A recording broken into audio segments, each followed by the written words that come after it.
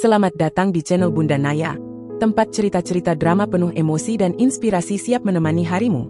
Dari konflik keluarga, kisah cinta, hingga perjuangan hidup yang menyentuh hati, semua ada di sini. Jangan lupa klik tombol subscribe dan aktifkan lonceng notifikasinya, biar kamu nggak ketinggalan cerita seru dari kami. Yuk, simak kisahnya sekarang. Tangkap basah suamiku dan pelakor di mobil mewah, ku pecahkan kacanya dan ku usir mereka tanpa pakaian. Kurang ajar.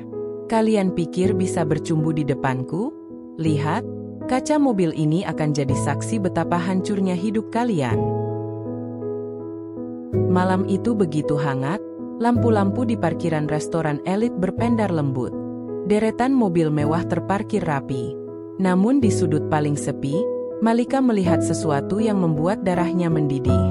Arvito, suami yang selama ini ia percaya, bercumbu mesra di dalam mobil mereka. Tangan Arvito melingkar di pinggang seorang wanita berpakaian ketat, Delina, dan mereka saling berbisik mesra, seolah dunia hanya milik mereka. Tanpa berpikir dua kali, Malika melangkah cepat. Ia meraih batu hias di pinggir taman dan langsung mengayunkannya ke kaca mobil. Praa! Pecahan kaca berhamburan, membuat mereka berdua terlonjak kaget. Malika, kamu di sini? Arvito tergagap, matanya melotot ketakutan. Delina berusaha merapikan bajunya, wajahnya memucat. Keluar, bentak Malika dengan mata berkilat tajam. Arvito buru-buru membuka pintu, berusaha menjelaskan. Sayang, ini salah paham, aku bisa jelasin. Diam, suara Malika menggema di parkiran. Orang-orang mulai melirik dan berbisik penasaran. Jelasin apa lagi? Kau bercumbu di mobil kita, di tempat umum. Tidak perlu banyak alasan, Arvito. Bentak Malika lagi. Delina mencoba melangkah mundur, namun Malika langsung menunjuk ke wajahnya. Jangan berani kabur. Kamu mau main di belakangku, kan? Nikmati akibatnya. Malika, tolong, jangan di sini. Arvito berbisik panik. Malika tertawa pahit. Kenapa? Takut malu? Takut ketahuan semua orang bahwa kau suami pengecut dan pengkhianat? Sudah cukup, Malika. Suara Arvito tercekat. Belum cukup. Malika merampas kunci mobil di genggaman Arvito dan mengeluarkan ponselnya. Ia membuka aplikasi perbankan dan langsung memblokir semua ATM dan kartu kredit Arvito. Apa? Malika, jangan. Arvito berusaha merebut ponselnya. Lepas tanganmu, bentak Malika, mendorongnya keras hingga Arvito nyaris tersungkur.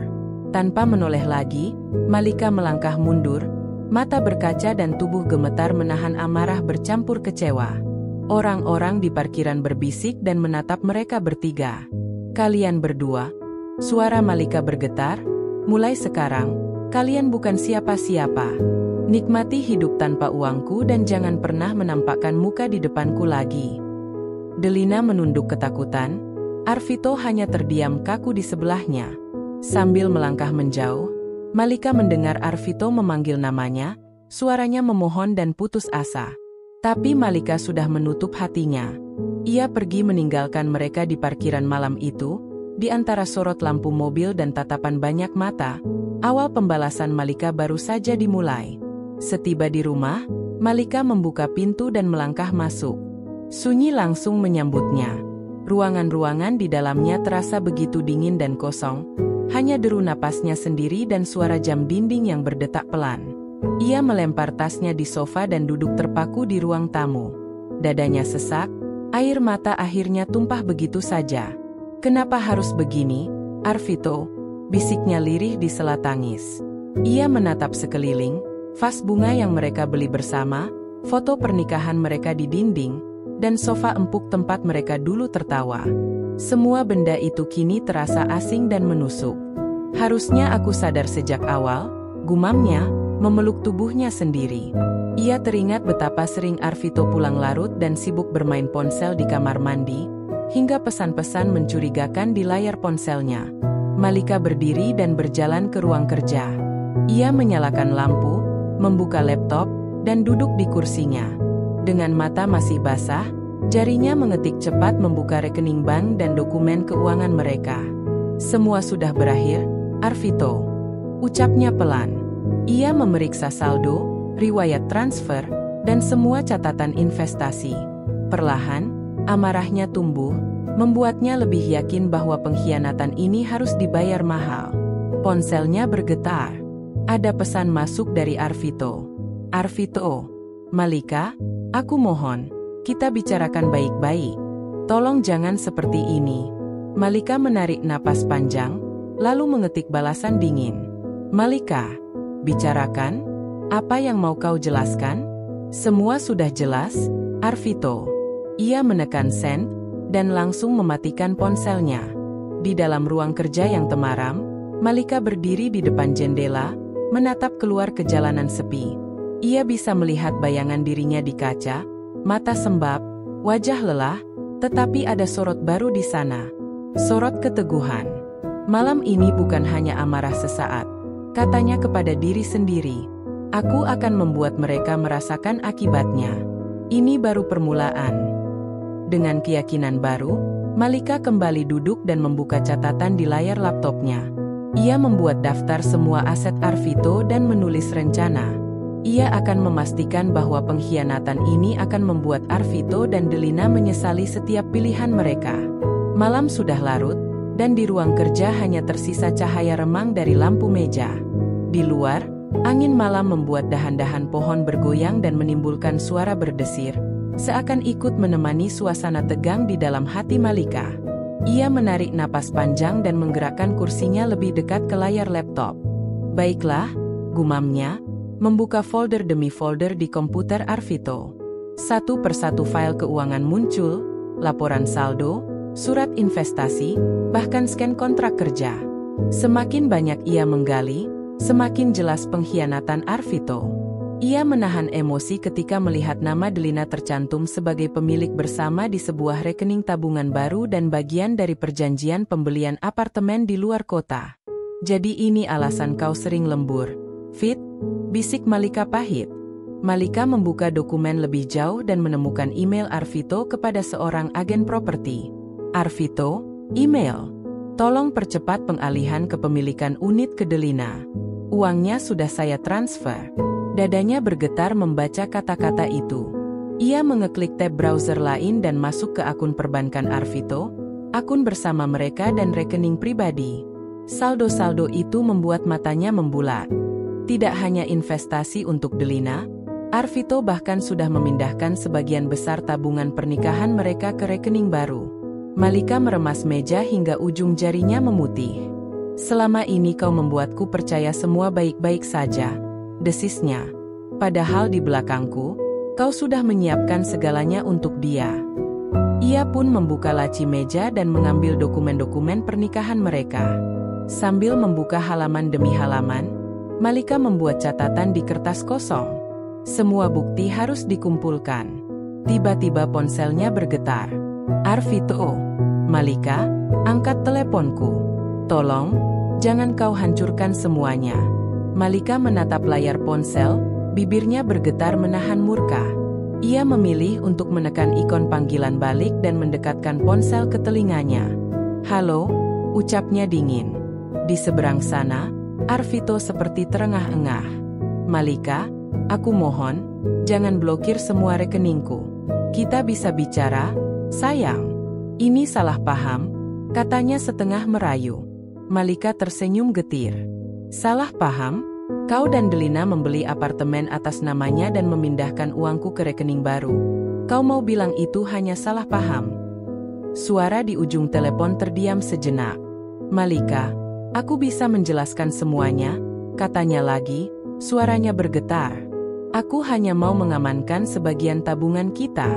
Ini bukan untuk dia, sungguh. Berhentilah berbohong, Malika memotong tajam.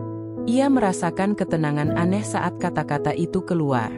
Semua dokumen sudah di tanganku. Bahkan tanda tanganmu pun di situ. Mau mengelak lagi? Arvito terdengar menarik napas berat. Tolong, jangan bawa ini ke ranah hukum. Apa kau mau mempermalukan kita berdua? Kau yang mempermalukan kita? Jawab Malika pelan, nyaris berbisik.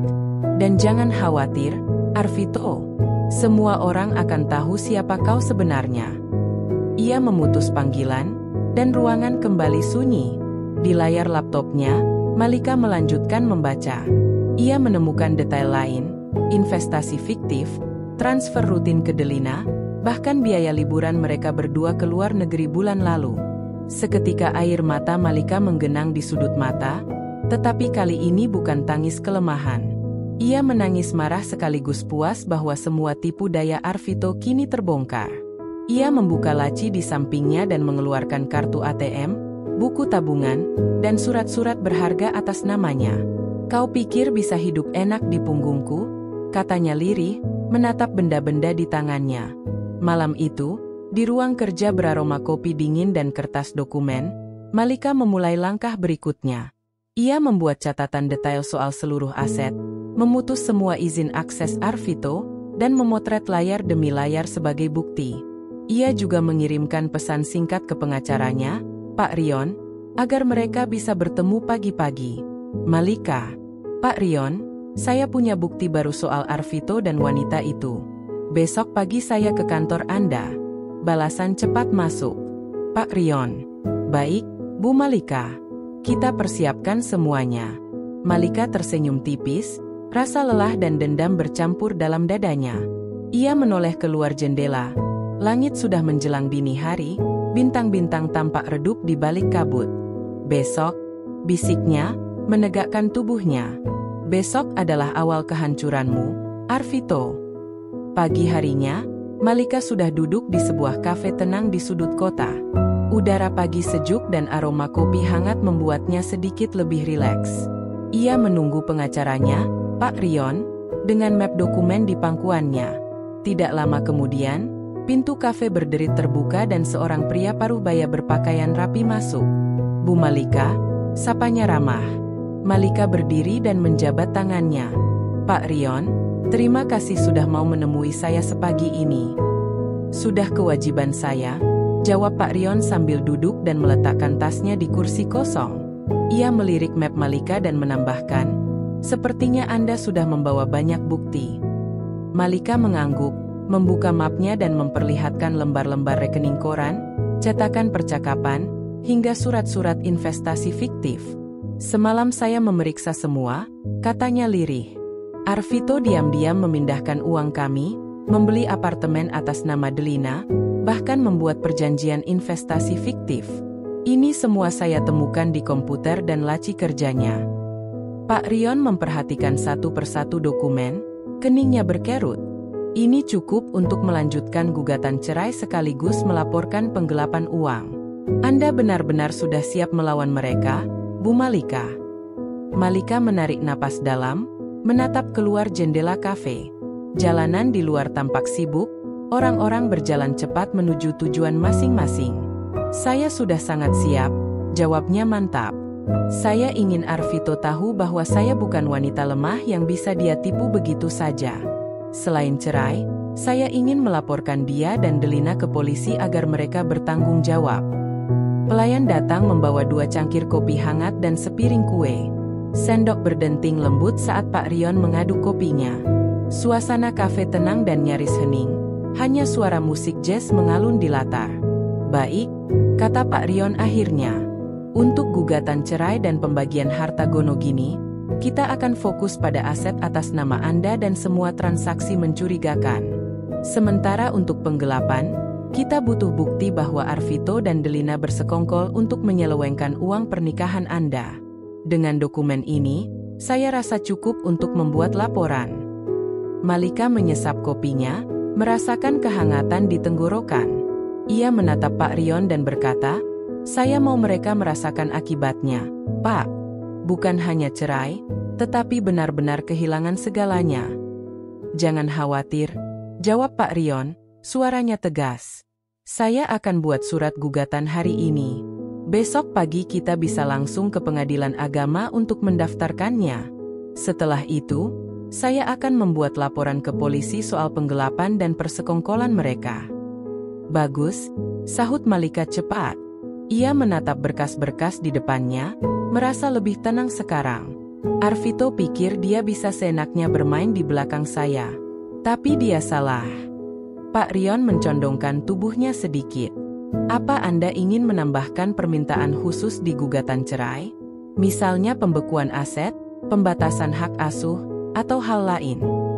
Malika mengangguk mantap. Bekukan semua asetnya sementara waktu. Pastikan dia tak bisa menjual properti atau menarik uang kemana-mana. Dan saya ingin dia keluar dari rumah kami. Baik, kata Pak Rion sambil mencatat di buku catatannya. Saya akan siapkan permohonan pembekuan aset dan membuat surat agar dia keluar dari rumah segera. Hening sejenak di antara mereka. Malika mengaduk kopinya sekali lagi, menenangkan gejolak di hatinya. Pak Rion, katanya kemudian, lebih lirih, saya hanya mau hidup tenang, tanpa harus melihat Arvito lagi. Pak Rion menatapnya simpati. Anda pasti bisa, Bu Malika. Setelah proses ini selesai, Anda bisa memulai lembaran baru. Malika mengangguk, lalu berkata setengah berbisik, semoga begitu. Matahari pagi sudah mulai naik. Cahayanya masuk menembus jendela kafe dan membuat permukaan meja berkilau hangat. Suasana kafe tetap hening dan tenang, seolah ikut memberi ruang untuk keputusan besar Malika. Ia merapikan berkas-berkasnya, menyisihkannya ke dalam map. Semua terasa lebih nyata sekarang, pertempuran baru saja dimulai, dan Malika tak akan mundur. Kalau begitu saya permisi, Pak, katanya sambil berdiri. Baik, Bu Malika, jawab Pak Rion. Saya kabari begitu suratnya selesai dan besok pagi kita langsung ke pengadilan. Malika melangkah keluar kafe, ditemani hangatnya matahari dan udara pagi yang lebih segar. Ia tahu, perjalanan ini berat dan panjang, tetapi kali ini, ia sudah siap menghadapi apapun demi memperjuangkan harga dirinya. Sementara itu, di sisi kota yang jauh dari ketenangan kafe, Arvito dan Delina baru saja turun dari angkutan umum, melangkah lesu di trotoar berdebu. Udara malam terasa menusuk, dan suara deru kendaraan membuat suasana makin suram. Sekarang mau kemana lagi, Fit? Keluh Delina, merapatkan jaket tipisnya. Rambutnya yang dulu terawat dan wangi, kini kusut dan lepek karena debu jalanan. Arvito hanya menghela napas panjang. Aku sudah menghubungi beberapa teman, tapi mereka semua menolak. Mereka pasti sudah tahu soal masalah kita, jawabnya parau. Mereka berdua berhenti di depan sebuah bangunan kos sempit di pinggiran kota. Catnya kusam dan lampu terasnya redup, jauh sekali dari tempat mereka biasa menghabiskan malam. Kau yakin mau tinggal di sini? Tanya Delina, menatap bangunan itu ragu. Kita tidak punya pilihan, balas Arvito muram. Ia melangkah masuk dan menanyai penjaga kos di ruang tamu. Penjaga kos, seorang pria tua berambut putih, melirik mereka curiga. Kalian mau sewa kamar? Tanyanya, mata sipitnya menilai Arvito dan Delina bergantian. Iya, Pak, jawab Arvito cepat. Kamar paling murah saja. Kami baru pindah ke sini.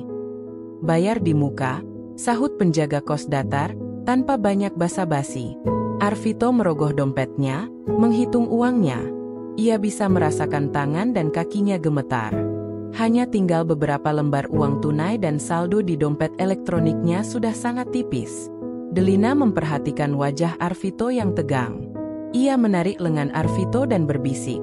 Fit, bagaimana kalau malam ini kita cari dulu ke Hotel Badget? Kosan begini. Diam, Delina, potong Arvito kesal. Kau lihat sendiri, kita bahkan hampir tidak punya uang. Delina menelan ludah, nyaris menangis. Ia tahu, saat-saat indah mereka di hotel bintang 5 dan restoran mahal sudah berakhir. Penjaga kos menyerahkan kunci kamar dan Arvito pun menarik koper mereka menaiki tangga sempit dan gelap menuju kamar di lantai 2. Begitu pintu terbuka, mereka disambut ruangan kecil beraroma lembab.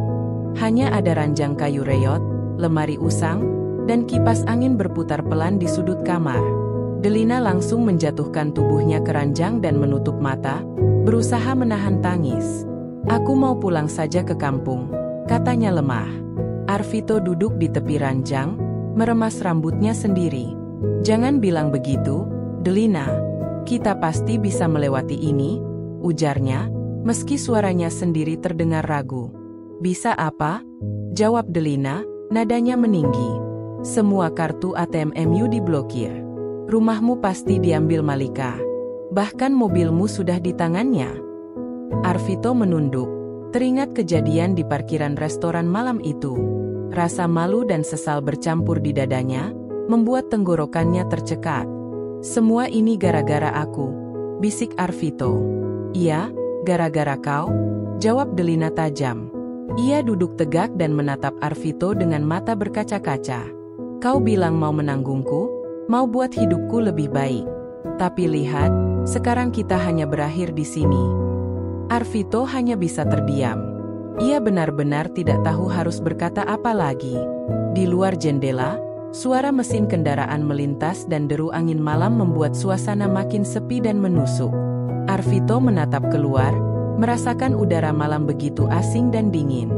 Ia teringat saat dulu mereka tertawa lepas di restoran mahal, memesan makanan termahal tanpa berpikir dua kali.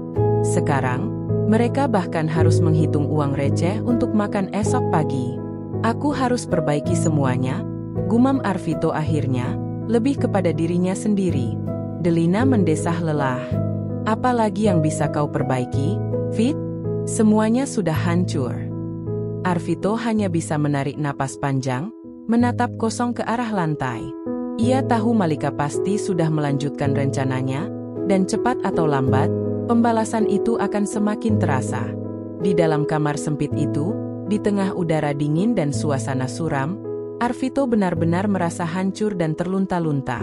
Dan malam itu, di ranjang keras dan sempit, di sisi wanita yang dulu begitu ia dambakan, Arvito baru sadar bahwa setiap perbuatannya kini berbalik menghantamnya tanpa ampun. Namun belum sempat Arvito meresapi penyesalan itu, Delina sudah lebih dulu meledak. Ia melompat turun dari ranjang, berdiri di sudut kamar kos yang sempit dan pengap, lalu menatap Arvito tajam. "Jangan cuma diam, Fit," bentaknya, suaranya menggema di dinding kusam. "Apa kau mau kita hidup seperti ini seterusnya? Makan seadanya, tidur di ranjang reot, dan dikucilkan banyak orang?" Arvito mengusap wajahnya kasar. "Kau pikir aku mau?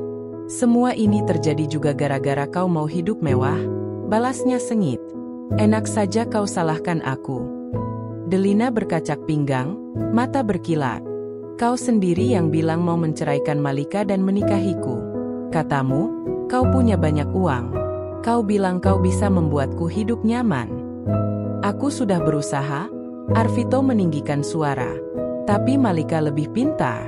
Semua aset sudah dia kunci, ATM-ku dia blokir, bahkan rumah pun mau dia sita. Kau pikir aku bisa apa dalam keadaan begini?" Udara di kamar kecil itu makin terasa pengap dan panas. Hanya kipas angin tua di sudut ruangan berputar lamban, seakan enggan mendinginkan mereka. Delina tertawa sinis. "Jadi mau kau salahkan Malika sekarang? Ini semua ulahmu, Fit. Kau selingkuh, kau bohongi istrimu. Kalau kau memang jantan, harusnya kau bisa atasi semua ini." "Jangan sok suci, Delina," bentak Arvito, bangkit dari ranjang dan menatapnya geram. "Kau juga mau semua itu. Kau mau mobil baru, liburan ke luar negeri, belanja ini itu. Kalau kau mau hidup sederhana, kenapa kau mau denganku?" Wajah Delina memerah. Ia mendorong dada Arvito keras-keras. "Jangan putar balik fakta. Aku mau hidup nyaman, bukan hidup melarat seperti ini." Arvito mundur setengah langkah, nyaris terpeleset. Ia menunjuk wajah Delina. "Kalau begitu pergi saja. Cari pria lain yang bisa kasih semua mau MU." "Jangan kira aku tak bisa," balas Delina tajam. "Lihat nanti, kalau kau terus begini, aku benar-benar akan cari lelaki lain, yang lebih punya uang dan harga diri." Kata-kata itu menghantam Arvito seperti tamparan. Ia mengepalkan tangannya erat-erat, tubuhnya gemetar menahan emosi. Ia ingin membalas, ingin meluapkan kekesalan dan amarahnya, tapi semua itu justru membuatnya semakin lelah. Delina menatapnya dingin, lalu duduk di tepi ranjang, melipat tangan di dada. "Kau pikir hidupku cuma untuk menunggumu memperbaiki keadaan? Kalau begitu, kau salah besar, Fit, ujarnya lirih, nyaris berbisik tetapi penuh ancaman. Arvito terdiam di tempatnya berdiri. Ia bisa merasakan kepedihan dan ketakutan bercampur dalam dada. Ia sadar benar, bukan hanya uangnya saja yang sudah hancur, hubungannya pun di ujung tanduk.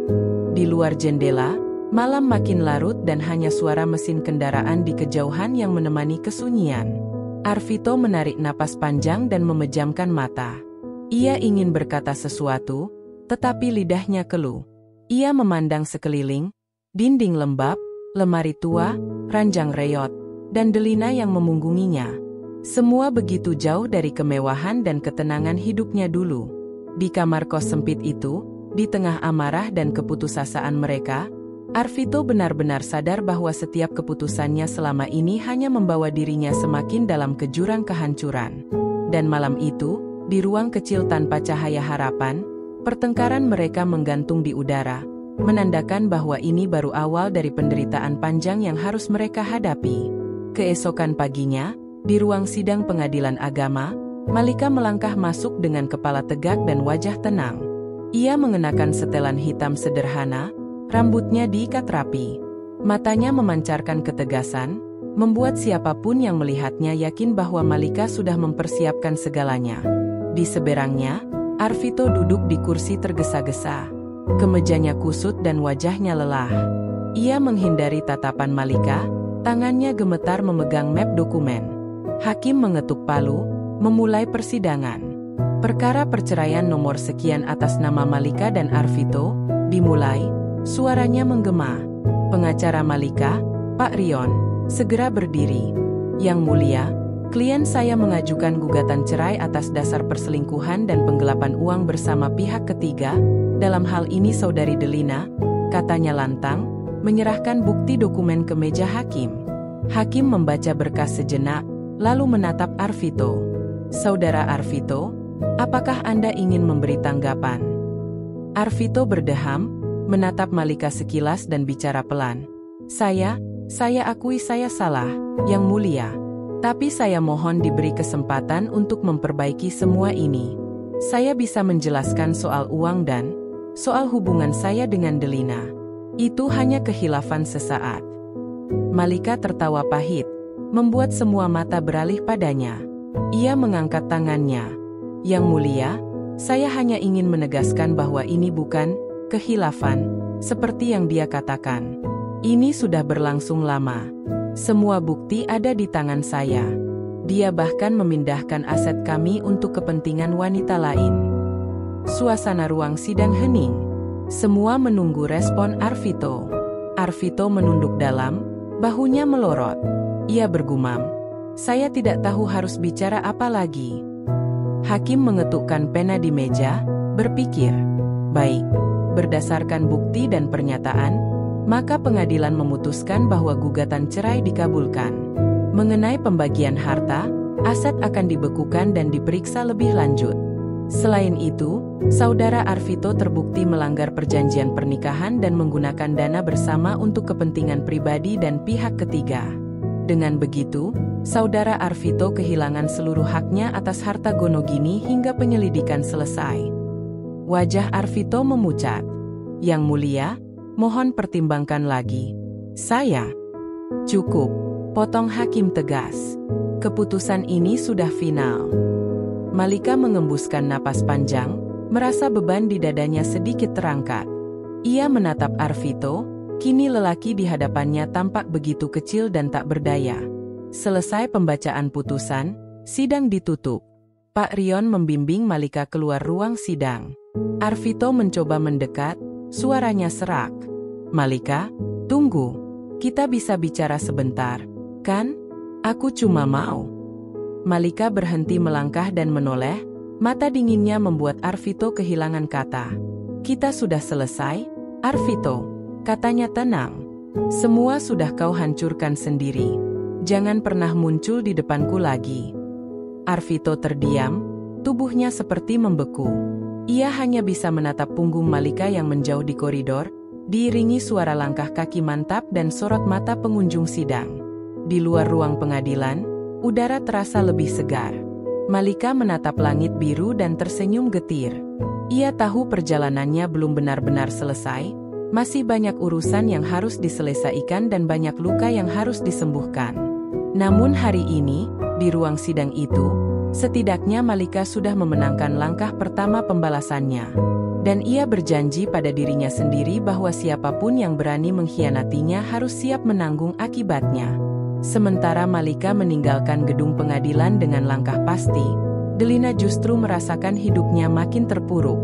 Ia baru saja keluar dari ruang manajer kantornya, wajahnya pucat, mata berkaca-kaca. "Maaf, Delina," kata Pak Suhardi, sang atasan, menatapnya datar. "Tapi perusahaan harus memutus kontrakmu. Video itu sudah viral, dan kami tak bisa mempertaruhkan reputasi kami." "Tetapi Pak, saya bisa menjelaskan." Delina berusaha menahan suaranya agar tak pecah. "Semua hanya salah paham. Itu urusan pribadi saya, bukan urusan kantor." Suhardi menggeleng, menatapnya iba sekaligus tegas. "Maaf, keputusan sudah final. Semua karyawan dan klien sudah tahu. Tidak ada jalan lain." Delina hanya bisa menundukkan kepala, menggigit bibirnya keras-keras.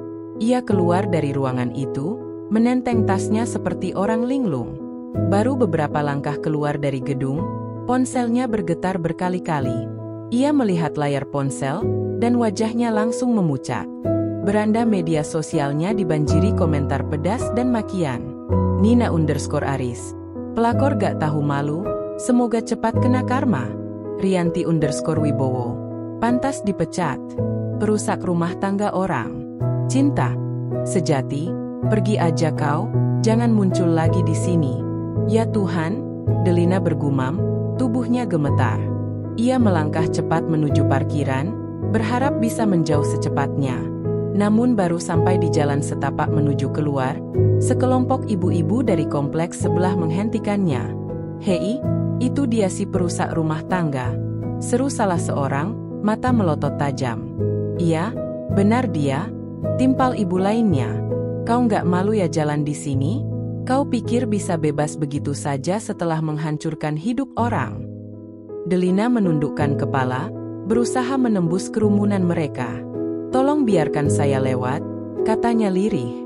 "Enak saja mau kabur," bentak ibu berpakaian daster kuning. Ia mendorong bahu Delina hingga terhuyung. "Pelakor seperti kau harus diberi pelajaran," celetuk yang lain, membuat suasana makin panas. "Sudah cukup." Suara berat seorang satpam akhirnya membuat ibu-ibu itu menyingkir. Delina nyaris berlari menuju mobilnya dan masuk, menutup pintu sekuat tenaga. Di dalam mobilnya, ia merosot ke kursi dan terisak. Air matanya mengalir deras, bercampur rasa takut dan malu. Delina menyalakan mesin dan melaju cepat meninggalkan kawasan itu. Ia terus memacu mobilnya tanpa tujuan pasti, sementara ponselnya tak berhenti bergetar. Sebuah pesan masuk lagi, kali ini dari sepupunya. "Lina, kamu lihat berita di media sosial? Semua orang bicara soal kamu. Tante malu banget sama kamu, Lina." Membaca itu, Delina makin terisak. Ia sadar bahwa bukan hanya pekerjaannya yang hilang, tetapi juga harga dirinya. Orang-orang terdekatnya kini menjauh dan mencibir. Matahari sore meredup di balik kaca mobilnya, membuat jalanan tampak lebih kelabu. Ia meminggirkan mobil di tepi jalan, mematikan mesin, dan menangkupkan wajah di telapak tangan. "Kenapa harus begini?" bisiknya di sela tangis. Di saat itu, ponselnya kembali berdering.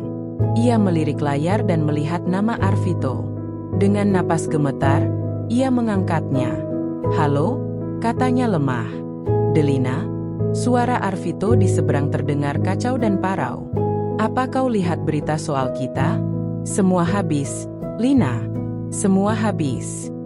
"Aku baru dipecat," Delina menjawab getir, menahan isakan. Arvito terdiam sejenak. "Kita harus ketemu," katanya kemudian. "Kita harus cari jalan keluar. Semua ini salah Malika." "Bukan," potong Delina cepat, air mata menetes di pipinya. "Semua ini salah kita sendiri, Fit. Kalau kita tidak main di belakangnya, kita nggak akan seperti ini." Suara Arvito tercekat. Ia tak bisa membantah. Delina memejamkan mata, berusaha menenangkan gejolak perasaannya. Aku nggak tahu mau kemana lagi, bisiknya, semua sudah hancur. Di luar mobilnya, lampu-lampu jalanan mulai menyala. Di dalam hati Delina hanya ada rasa penyesalan dan kehampaan. Ia tahu, malam itu dan hari-hari ke depan, hidupnya sudah tak sama lagi. Dan di sudut kota yang lebih tenang, Malika baru saja melangkah ke apartemen barunya, ruang tamu sederhana bercat krem hangat, perabot minimalis, dan jendela besar yang memantulkan senja keemasan. Malika meletakkan tasnya di meja kecil dan menarik napas panjang. Ia mengamati sekeliling, merasakan kedamaian asing yang selama ini hilang dari hidupnya. Jadi inikah awal baru untukku? Gumamnya pelan. Di balik pintu, suara langkah kaki terdengar. Nisa, sahabatnya, masuk membawa 2 cangkir teh hangat. Teh hangat untukmu, kata Nisa sambil meletakkan cangkir di meja. Bagaimana perasaanmu, Mal? Malika duduk di sofa, menyentuh permukaan cangkir yang mengepul. Ia tersenyum tipis, mata berkaca-kaca. Aneh, Nis. Rasanya seperti baru bisa bernapas setelah lama tenggelam. Jawabnya. Nisa duduk di sebelahnya, menepuk bahu Malika lembut. Kamu sudah melewati banyak hal berat. Kamu pantas merasa lega.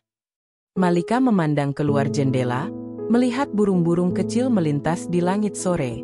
Ya, katanya lirih. Aku harus belajar memulai semuanya dari nol. Tanpa Arvito, tanpa pengkhianatan dan rasa sakit. Dan kau pasti bisa, ucap Nisa mantap. Aku lihat sorot matamu sekarang lebih bercahaya. Kau lebih kuat dari yang kau kira. Malika tertawa kecil, setitik air mata meluncur di pipinya. Aku hanya ingin hidup tenang, Nis. Fokus ke diriku sendiri. Aku mau bekerja, mau mengisi hari-hariku dengan hal berguna. Dan siapa tahu, suatu saat nanti aku bisa bahagia lagi. Nisa mengangguk setuju. Tentu. Dan jangan lupa, kau punya banyak orang yang peduli padamu. Aku salah satunya. Malika meremas tangan Nisa hangat. Terima kasih sudah selalu ada, Nis. Hari itu, mereka duduk lebih lama di ruang tamu, bercakap ringan dan tertawa mengenang masa lalu. Sinar matahari sore membias di lantai kayu dan membuat ruangan terasa hangat dan nyaman. Seakan semesta ikut menyambut lembaran baru dalam hidup Malika. Di hari-hari berikutnya, Malika mulai menata rutinitasnya. Pagi hari ia bangun lebih awal, membuat secangkir kopi hangat di dapur mungilnya. Apartemen sederhana itu memberinya ketenangan, jauh dari bayangan masa lalu. Ia memutuskan untuk melanjutkan pekerjaannya sebagai desainer interior lepas, profesi lama yang sempat ia tinggalkan. Dengan laptopnya di meja kerja, Malika menulis surel kepada klien-klien lama dan mulai menerima proyek baru. Sudah lama sekali aku tidak merancang ruang untuk orang lain, gumamnya saat menatap layar komputer. Ini saatnya memulai lagi. Satu persatu pesan balasan masuk, menawarkan pekerjaan dan peluang baru. Malika tersenyum. Rasa percaya diri yang sempat runtuh kini mulai tumbuh kembali. Suatu sore, ponselnya berdering. Nisa meneleponnya. Mal, mau jalan-jalan sore nanti? Ada bazar di taman kota? Ajak Nisa ceria. Malika melirik kalendernya dan tertawa. Kenapa enggak? Kebetulan aku mau beli beberapa tanaman untuk apartemenku. Bagus.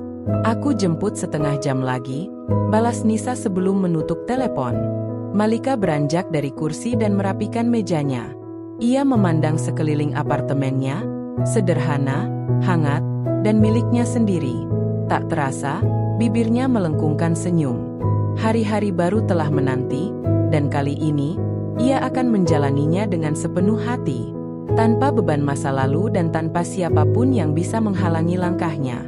Namun, malam itu, ketika Malika baru saja selesai merapikan meja kerjanya, sebuah ketukan pelan terdengar di pintu apartemennya. Ia mengerutkan kening, melirik jam dinding yang menunjukkan pukul 10 malam. Perlahan, ia melangkah menuju pintu dan membuka sedikit celah. Dan di sana, di lorong apartemen yang remang-remang, berdirilah Arvito, tampak lusuh dan hancur. Malika, Suaranya serak, nyaris tak terdengar. Malika terpaku sesaat, menatapnya tanpa ekspresi. Mata Arvito sembab, rambutnya acak-acakan, dan pakaiannya tampak kusut. "Aku mohon," katanya, menjatuhkan dirinya hingga berlutut di hadapan Malika. "Maafkan aku, Malika. Tolong beri aku kesempatan sekali saja." Malika bergeming, hanya menatapnya dalam diam. Ia menggenggam sisi pintu lebih erat. "Aku salah," lanjut Arvito terbata-bata. "Semua ini salahku. Aku kehilangan segalanya. Pekerjaan, uang, harga diri. Delina juga sudah meninggalkanku.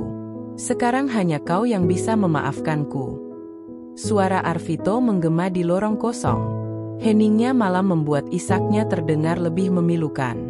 "Malika, aku benar-benar menyesal." Suaranya pecah, mata merahnya menatap Malika dengan putus asa. "Aku nggak bisa hidup tanpamu." Malika menarik napas panjang dan memejamkan mata sejenak. Ia ingat semua rasa sakit, pengkhianatan, dan malam-malam panjang penuh tangis yang harus ia lalui. Semua luka itu kini membuatnya lebih kuat dan lebih teguh. Ketika ia membuka mata, tatapannya lebih dingin dari sebelumnya. "Kau pikir semua kata maaf itu bisa menghapus apa yang kau perbuat?" ucap Malika tenang, suaranya datar tetapi tajam. Arvito menundukkan kepala, bahunya bergetar. "Aku tahu aku terlalu banyak salah. Tapi aku sungguh ingin memperbaikinya, Malika. Tolong." Malika menatapnya lama, seolah menilai ketulusan dalam diri lelaki itu. Namun ia hanya merasakan kekosongan. "Semua sudah terlambat. Sudah cukup," katanya akhirnya, nada bicaranya tegas dan dingin. "Semua yang kau lakukan sudah merenggut segalanya dariku. Dan sekarang, kau harus belajar menanggung perbuatanmu sendiri." Arvito mengangkat wajahnya, menatap Malika dengan mata memohon. Tetapi yang ia temukan hanya tatapan dingin dan tak tergoyahkan. "Malika, aku..." "Pulanglah, Arvito," potong Malika cepat. Ia melangkah mundur, tangannya sudah digagang pintu. "Di sini bukan lagi tempatmu. Tidak sekarang, dan tidak untuk selamanya." Tanpa menunggu jawaban, Malika menutup pintu perlahan. Bunyi kunci berputar terdengar begitu nyata, menegaskan bahwa semua sudah berakhir. Di luar, Arvito terdiam di lorong kosong, hanya ditemani lampu remang dan keheningan malam. Ia menatap pintu apartemen yang kini tertutup rapat, dan untuk pertama kali dalam hidupnya, ia sadar bahwa dirinya benar-benar kehilangan segalanya. Di dalam, Malika bersandar di balik pintu, merasakan debar di dadanya mereda. Ia memejamkan mata dan mengembuskan napas panjang, seolah melepaskan seluruh beban masa lalu. Malam itu begitu hening, tetapi terasa lebih ringan. Malika tahu bahwa bab baru hidupnya benar-benar sudah dimulai. Ia sudah memberi pembalasan dan menegaskan harga dirinya, dan kini, hanya kedamaian dan ketenangan yang tersisa untuknya. Di luar sana, Arvito harus memikul sendiri karma atas perbuatannya. Dan Malika, di ruang apartemennya yang hangat, akhirnya bisa tersenyum tipis dalam kesunyian malam. Seminggu berlalu sejak malam terakhir Arvito datang memohon ampun di depan apartemen Malika. Seminggu yang terasa begitu tenang dan damai, seakan angin baru berembus membawa ketenangan ke dalam hidupnya. Malika menatap keluar jendela apartemen sederhana miliknya. Matahari pagi menembus tirai tipis, menimbulkan garis-garis hangat di lantai. Ia memeluk secangkir teh hangat, menikmati ketenangan yang dulu begitu sulit ia raih. Di dalam hatinya, tak ada lagi gejolak amarah. Semua luka dan pengkhianatan telah ia lepaskan, bukan demi Arvito, melainkan demi dirinya sendiri. Ia tahu, perjalanan menuju titik ini tak mudah. Ada malam-malam panjang ketika air mata menemaninya hingga pagi. Ada hari-hari di mana dendam begitu membakar, membuatnya ingin menghancurkan segalanya. Namun pada akhirnya, ia belajar bahwa pembalasan terbaik adalah melangkah maju dan menjadi versi terbaik dirinya. Sambil duduk di sofa, Malika membuka laptop dan memeriksa desain interior terbaru yang sedang ia garap untuk seorang klien. Pekerjaannya sudah kembali lancar, dan meski sederhana, setiap proyek membuatnya bersemangat. Ia merasa utuh, lebih hidup, dan lebih percaya diri. Suara pesan masuk membuatnya melirik layar ponsel. Sebuah pesan hangat dari Nisa. Nisa, Mal, jangan lupa nanti sore kita jalan-jalan ke taman ya. Udara lagi sejuk banget. Lagi mau cari tanaman baru untukmu. Malika tersenyum dan mengetik cepat balasannya. Malika, pasti, Nis, aku mau cari pot lavender. Terima kasih sudah selalu ada buatku. Ia meletakkan ponselnya dan merebahkan kepala di sandaran sofa. Pikirannya melayang ke Arvito, lelaki yang dulu begitu ia percaya, yang kini bahkan tak tahu harus kemana. Terakhir kali mereka bertemu di lorong apartemennya malam itu, Malika bisa melihat kehancuran di mata Arvito. Mungkin kini Arvito belajar dari perbuatannya. Atau mungkin, ia baru memulai perjalanan panjangnya sendiri menuju penebusan dan perbaikan diri. Malika tahu dirinya tak perlu lagi mengurusi soal itu. Ia sudah memberi keadilan untuk dirinya sendiri dan merelakan segalanya di tangan waktu dan Tuhan. Karma sudah bekerja sebagaimana mestinya, bukan Malika lagi yang harus menghukumnya. Di luar, langit tampak begitu biru. Ia beranjak dan melangkah menuju balkon kecilnya, merasakan semilir angin menyentuh wajahnya. Ia memejamkan mata, mengingat semua pelajaran berharga dari masa lalunya, bahwa kepercayaan harus dijaga, bahwa hati harus berani melepaskan apapun yang membuatnya hancur, dan bahwa hidup harus tetap berlanjut meski badai datang dan pergi. Sebentar lagi Nisa datang, dan sore ini mereka akan berjalan di taman, berbincang hangat dan tertawa lepas. Malika sudah berjanji pada dirinya sendiri bahwa hari-hari mendatang hanya akan diisi dengan hal-hal sederhana dan indah. Ia membuka mata dan menatap langit sekali lagi, begitu luas dan tak berbatas. Senyumnya merekah, kali ini lebih ringan dan lebih tulus. Ya, bab baru benar-benar sudah dimulai. Dan Malika, dengan ketegaran dan ketenangan yang kini menjadi bagian dari dirinya, melangkah menuju masa depan tanpa rasa takut lagi. Di kejauhan, matahari makin hangat dan jalan hidupnya makin terang.